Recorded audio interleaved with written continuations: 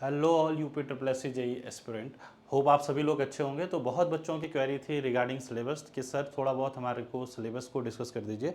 तो बच्चों मैंने आपको पहले ही बताया था कि आपके जो फॉर्म फिल कर चुके हैं बच्चे, अब उनका मेन जो दूसरा कंसर्न है वो रिगार्डिंग सिलेबस है। तो बच्चों अभी तक सिलेबस आपका जो है वो आउट नहीं हुआ है, वो आपका विद इन 1 मंथ के अंदर में भी वो आपका सिलेबस क्या है आपका आउट कर दें। पर जो एक चीज़ मेक श्योर कर लीजिए कि आपका जो सिलेबस है वो टेक्निकल तो रहने वाला है, कि टेक्निकल यहाँ पर क्वेश्चन पूछे ही जाने वाले हैं।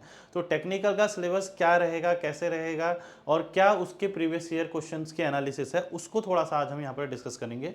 तो बच्चों अगर हम बात करें सिलेबस की, तो सिलेबस में इतना तो कंफर्म है कि सिलेबस में टेक्निकल पार्ट रहने वाला है।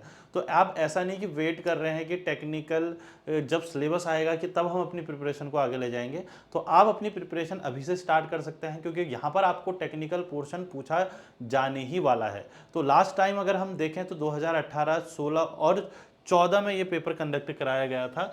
तो सॉरी 15 पे ये पेपर कंडक्ट कराया था। तो उस बेसिस पे या उस एनालिसिस पे किस सब्जेक्ट से कितने कितने क्वेश्चन कहाँ कहाँ पर पूछे गए हैं, एक छोटी सी एनालिसिस हमने की है। तो अगर आप देखेंगे 2018 में जो लास्ट टाइम की एनालिसिस अगर हम करें, तो लास्ट टाइम की एनालिसिस आप अगर करेंगे तो 2018 में अगर आप देखेंगे, ये लास्ट टाइम जो पेपर हुआ था 2018 में हुआ था।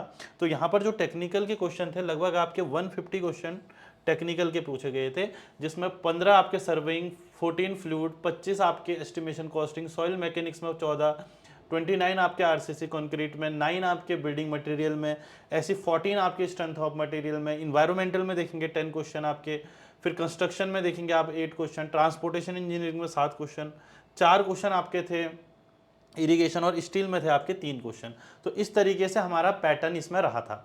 बट अलग अलग आप वेरी देख रहे हैं, जहां 15 क्वेश्चन 2018 में सर्वेइंग से पूछे गए थे, वहीं सर्वेइंग में अगर 2016 में आप देखोगे तो 35 क्वेश्चन पूछे गए थे। वहीं अगर आप 2015 में देखोगे तो 15 क्वेश्चन देखे गए थे। तो ये चीज़ यहाँ पर वेरी हो रही है। तो अगर हम पैटर्न की बात करें तो ऐसा नहीं कह सकते कि हम ये सब्जेक्ट बहुत ज़्यादा इंपॉर्टेंट है, पर हाँ कुछ सब्जेक्ट जो मैंने टॉप मोस्ट साइड में लिखे हैं, तो वहाँ पर आपको पता चल रहा होगा कि ये सब्जेक्टों की वेटेज अच्छी खासी यहाँ पर आपको देखने के लिए मिल रही है, खासकर surveying, fluid mechanics, estimation costing, soil mechanics और आरसीसी वगैरह की। ठीक है, तो अच्छे खासे क्वेश्चन यहाँ से पूछे गए हैं। पर यहाँ पर देखिए अगर कंस्ट्रक्शन की बात करें, एक क्वेश्चन से 16 क्वेश्चन में भी वेरी कर रहा है, 8 क्वेश्चन में भी वेरी कर रहा है।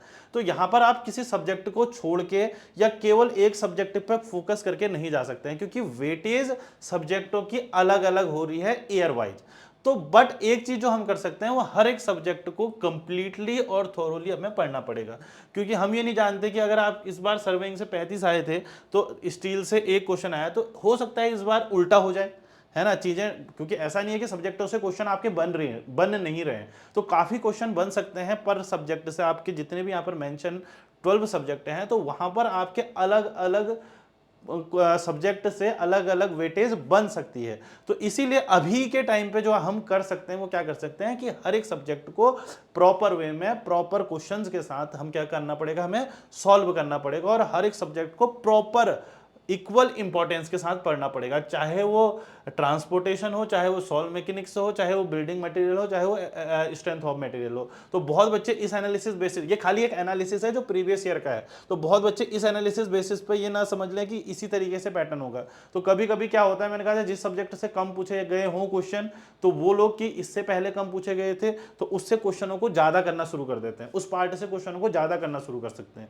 तो एक एनालिसिस, क्योंकि सिलेबस जब तक आएगा नहीं तब तक हम कुछ नहीं कर सकते, पर इतना हमें पता है कि टेक्निकल पार्ट यहां पर आपसे पूछा ही जाने वाला है। तो टेक्निकल जब आपका पूरा आपके 12 से 15 सब्जेक्ट से ज्यादा नहीं जाता है टेक्निकल में, तो यहां पर आपको हर एक सब्जेक्ट को बराबर बराबर इंपॉर्टेंस के साथ को देखना पड़ेगा और बराबर इंपॉर्टेंस के साथ पढ़ना पड़ेगा। तो नेक्स्ट वीडियो में हम आपका एनालिसिस करेंगे और कुछ पेपर्स की, दो अलग अलग टाइप से पेपर्स है, क्योंकि अलग अलग वेटेज यहां पर रहने वाला है। तो टेक्निकल पार्ट आपका रहने वाला है, तो बच्चे प्रिपेयर हो जाइए और अपनी प्रिपरेशन को कंटिन्यू करना स्टार्ट कर दीजिए। Thank you.